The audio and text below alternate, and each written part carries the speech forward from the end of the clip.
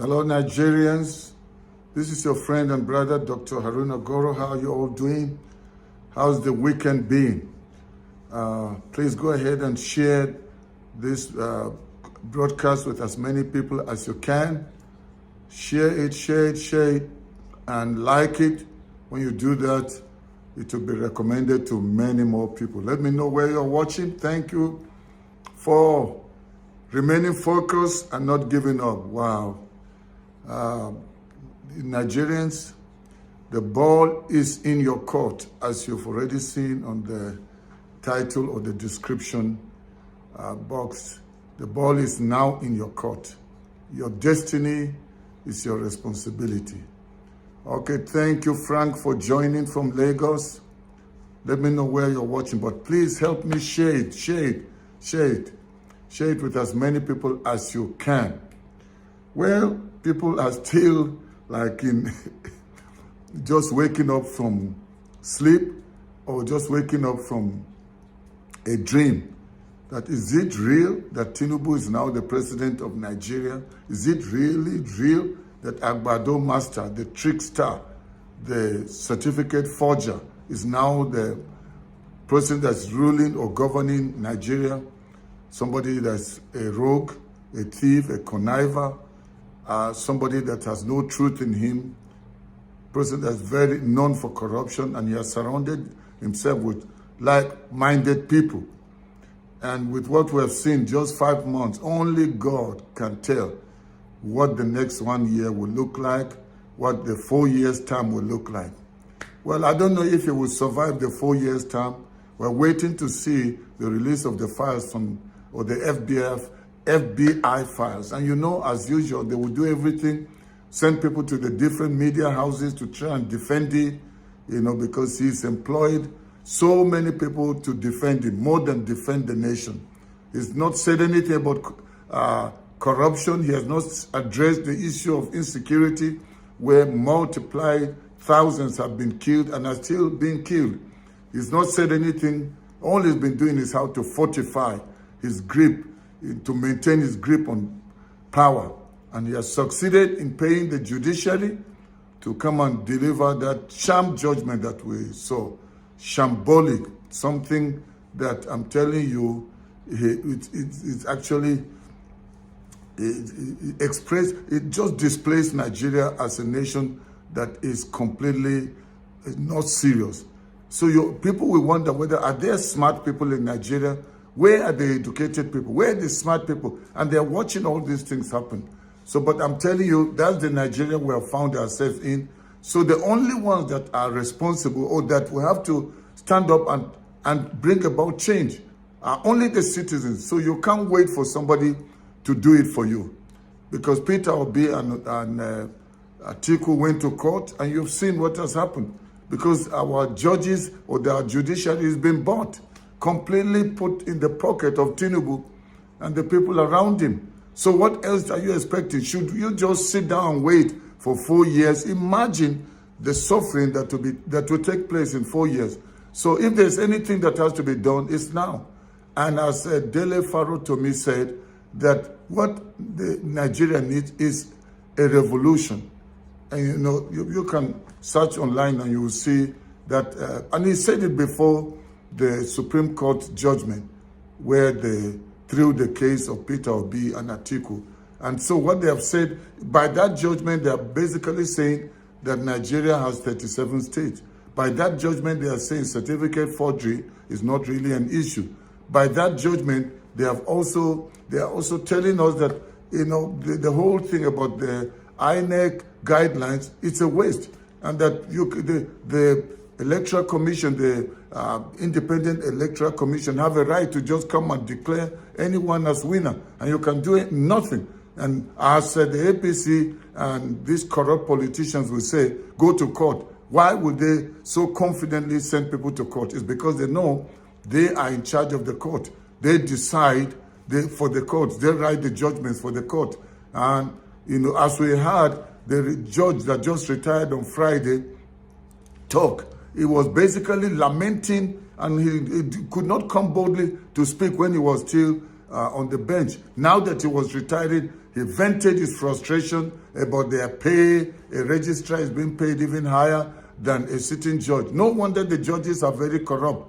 If through the admin system in the judiciary, they're eating money, just as we see in the military, where the top officials are eating the money and sending innocent recruits and the low-ranking soldiers to go and to combat Boko Haram or insurgency, and they lose their lives, where soldiers are killed. They have informants among them who tell the terrorists where they are, and they come and invade them and kill them. And so that's why you see the army is saying nothing, because the top generals, the top officers have been settled.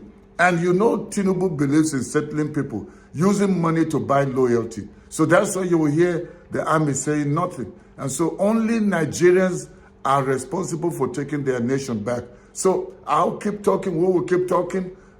We can't give up on our nation. These people are few. And so why should we allow an illegitimate person like Tinubu to continue to be the president of Nigeria? So you, Nigerians, we have the responsibility of making sure we protect and save this nation from total spiral downfall. And I'm telling you, we may have no Nigeria left after a 4-year term of Tinubu. So now is the time where let's start to engage on social media. Let's hear your views.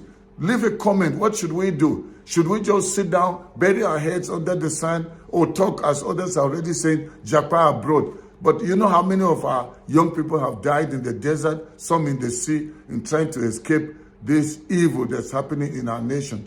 Well, we can turn the tide around. We can change things by rising up and speaking up. And also, if somebody is saying, no, if you speak, they will arrest you. Let all of us begin to speak, and let's see whether they will carry all of us to prison. People are even threatening and calling DSS. And they always want to say DSS, or EFCC, especially using the DSS. And I want to speak to you, the DSS, the army and the police. Please, don't let these people use you. We are all Nigerians. You know the suffering. Where is Buhari today? People come and people go. When people were all saying Jonathan is bad, and they chased him out, literally. They ganged up and chased him out. But see what we are suffering today under APC government. And so what else do you expect? This is the time that we must stand together.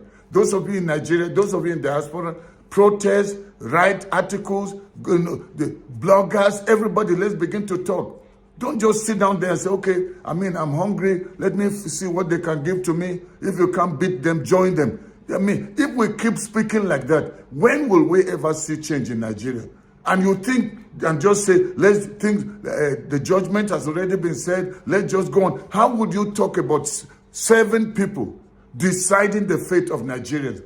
So we should suffer 7 years, another 4 years, maybe even 8 years. Because now that Tinubu is there, he will do everything to protect his grip over power. Now he is the one that is going to choose who will be the INEC chairman. And another type of Mahmoud Yakubu will come again to uphold his second term bid. And then he will rule for 8 years. Imagine the pain and the suffering that will befall Nigerians. That's why we can't wait for 4 years. We can't wait for 8 years. We have to rise up and take our nation back now. We will keep making this call, but join in the call. Don't just be a spectator, be a participator. Join in the call of Tinubu must resign. We don't want Tinubu. We don't want Tinubu. We want change, not later, but now. I want to say thank you for joining me. This one is not meant to be very long. I appreciate you, but please feel free to share it with as many people as you can, so that they also can be involved or be part of what is happening in our nation. I want to say have a great weekend, have a great Sunday tomorrow, and if you're watching me on Sunday or after, have a great week ahead. This is your friend and brother, Dr. Haruna Goro. God bless you, and may God bless the Federal Republic of Nigeria. Bye-bye for now. Well, you'll agree with me that one of the reasons why the removal of fuel subsidy had so much effect on Nigerians, or majority of Nigerians, because we've been unable to get, our refineries working. I mean, I can't understand a country that is blessed with so much mineral resources, and in fact, crude oil being one of them, not having a refinery. Is it God gave us crude oil? Will he be the one to build the refinery for us again? I've always said this, that God will not do for you what he has empowered you to do for yourself. We should be counting the number of refineries that we have in Nigeria today. We should be counting. But unfortunately, even the one that former President Buhari commissioned, that he said what they said was going to start work in June or July 2023, it has not started. Because when they were even commissioning, it was barely 50% completed. Deceiving themselves, saying they are deceiving Nigerians. I don't understand.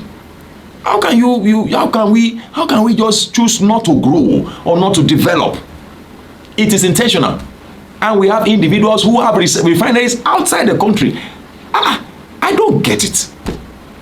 We now take our crude oil to another country that does not have crude oil, but they build refineries. So you go there to build, to refine, and they now sell your fuel back to you. We have so much crude oil that even some construction works are even being paid. Some contractors are even being paid with crude oil. I understand. So I see no reason why we should still not have a working refinery, not even one. In any case, there are so many things that are not working. Even the system is not working. You've not seen me on, in any of these videos. I mean, doing videos for about 2 days now, because we have been down, mourning, the loss of something, and I'm just getting out of it, and getting out of it with certain realities and facts and figures. Realities and the way forward. How do we explain that a nation like Nigeria does not have a national carrier? No. Oh my God.